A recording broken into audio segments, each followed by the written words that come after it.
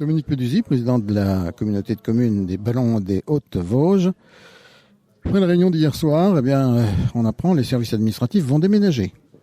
Oui, c'est un projet qu'on avait évoqué à plusieurs reprises et puis pour différentes raisons, ça n'avait pas pu se faire et donc là cette année, on va améliorer les conditions de travail des agents puisque initialement les bureaux qui avaient été construits pour le CIVEC, il y avait 4 personnes. Aujourd'hui, il y en a 15, donc il faut forcément prendre d'autres dispositions.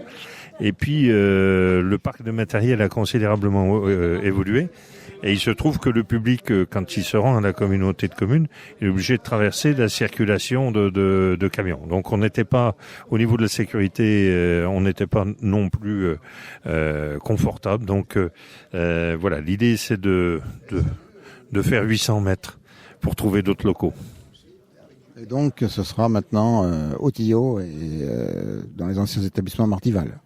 Oui, alors maintenant, on va pouvoir, le conseil communautaire a dit oui ce soir, donc on va entreprendre les travaux et on réavertira au moment où on s'en ira. C'est sûrement en mai-juin que les choses se passeront et donc il y a encore un petit laps de temps. Mais l'ensemble du public sera accueilli rue de la Courbe. On redonnera le numéro, on redonnera toutes les indications, notamment à Radio des Ballons, le jour où on sera opérationnel. Mais il y a des travaux préparatoires à faire et donc on va s'en occuper dès maintenant. Bien sûr, la déchetterie reste au même endroit. Oui, les deux déchetteries, celle de Rue et celle de Fraisse, restent en service et bien entendu, elles accueillent le public aux mêmes horaires et oui, effectivement, c'est important de le noter. Toutes les démarches administratives que le public aura à faire se fera rue de la Courbe, mais pour tout ce qui est la gestion des déchets, c'est bien sur les deux déchetteries et effectivement, elles restent là où elles sont implantées. Alors, il y avait d'autres sujets à l'ordre du jour. Oui, il y avait 4 délibérations importantes sur la piscine et l'espace bien-être. Il y a eu d'abord le rapport d'activité de l'année dernière. On est en augmentation d'activité par rapport à 2022, puisque 2023, on a eu des périodes de fermeture liées au contexte économique et donc ça nous a posé pas mal de problèmes. Donc on a présenté le bilan 2024. On a modifié le règlement des usagers parce qu'on avait créé un règlement quand la piscine avait été refaite au Tillot. On avait créé un règlement unique pour la piscine du Tillot et celle de Saint-Maurice. Et là, on a 2 règlements qui sont plus digestes à lire et plus faciles à faire appliquer pour les maîtres nageurs. Et puis, toujours pour la piscine, on est plus avancé maintenant par rapport à Prescrimove. Et donc, la commission piscine a proposé de pouvoir prolonger les activités Prescrimove qui vont être mises en place. Et si les personnes vont au-delà des séances qui sont prises en charge par Prescrimove, eh bien, il y a une autorisation qui a été donnée de conventionner et une possibilité d'aller plus loin dans l'accueil du public. Et puis une nouveauté aussi, en relation avec les maisons de retraite et les hôpitaux locaux, la possibilité de recevoir des résidents accompagnés bien entendu, encadrés par des personnels spécialisés qui le côtoient d'ailleurs tout au long de l'année dans les établissements. Et donc on va là aussi ouvrir les portes de l'espace bien-être de la piscine du Tillot à ce public. On a fait, le bureau de la communauté de communes avait donné son autorisation pour faire des essais et on a fait 3 séances d'essais.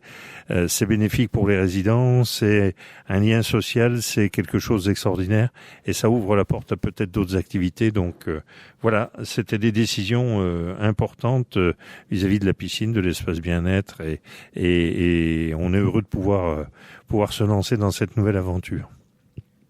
Il y avait d'autres points ?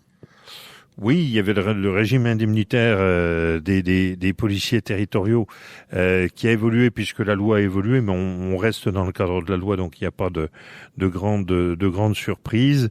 Et puis on a passé un avenant pour un bâtiment économique qui est aussi rue de la Courbe au Tillot. Donc ce soir, on a beaucoup parlé de la rue de la Courbe et la communauté de communes avait fait des travaux qui améliorent les conditions bâtimentaires et donc il y a eu un avenant qui a été passé passer sur le loyer de cette activité qui a l'air de bien fonctionner et donc voilà, on est à la fois satisfait de l'activité économique et satisfait de pouvoir accompagner du mieux qu'il se peut les activités économiques.